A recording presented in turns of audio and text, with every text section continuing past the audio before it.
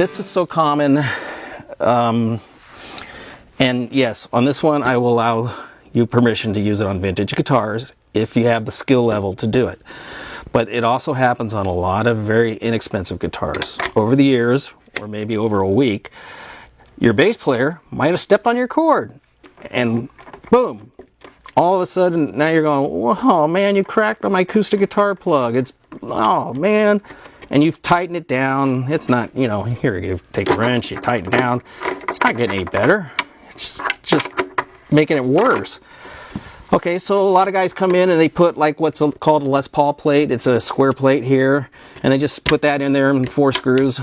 Well, that would work on this guitar because it's not really a high-end, expensive guitar. You don't want to do that to an old vintage guitar.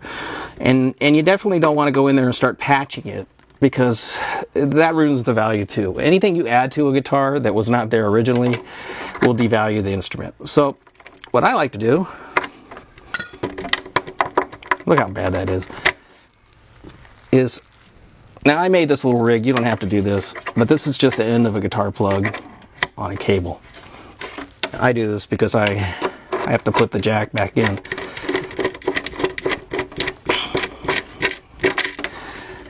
Now, the cool thing about the way I do this, I don't take this wire out. Now, you can do it that way, but I'm going to show you a technique of doing it without having to take the wire out. Now, if you see here, there's a lot of cracking, and it's really soft.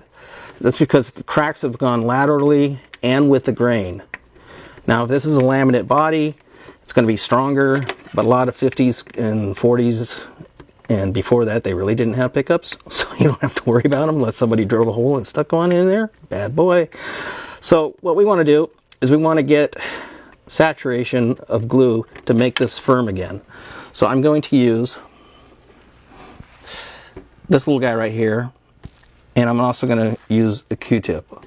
I'll probably start off with this, but not everybody's going to have this little foam tip device sitting around their house or in their workshop. So I'm just going to put a little bit on there.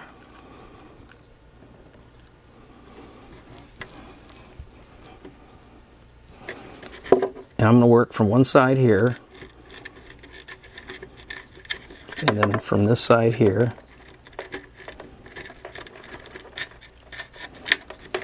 Okay, now I want to show you the same technique, but with a Q-tip.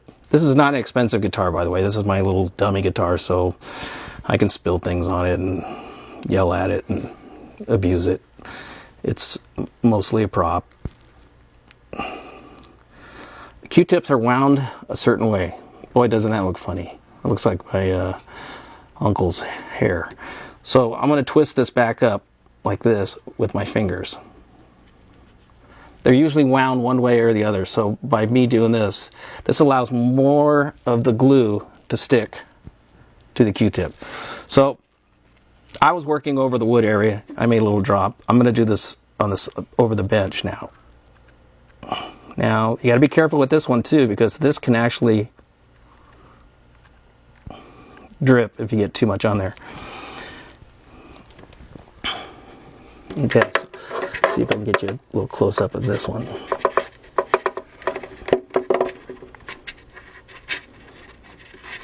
Now you got to spin this bad boy the same direction that you wound it, or it will stick. There it goes.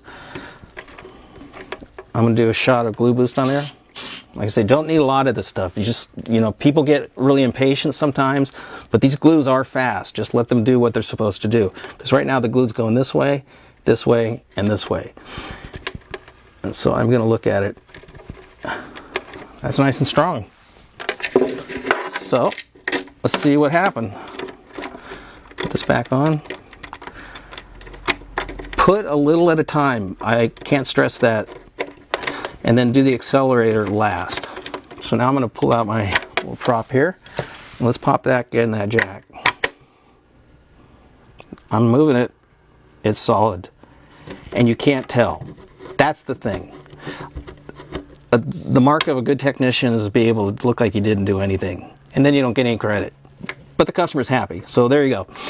that's it. That's all fixed up. This works on jazz boxes. This works on import guitars. Any acoustic guitar that has a jack here that's not at the end where a lot of them are, where somebody would install it. So you'll see these on countless imported guitars, and this happens quite a bit.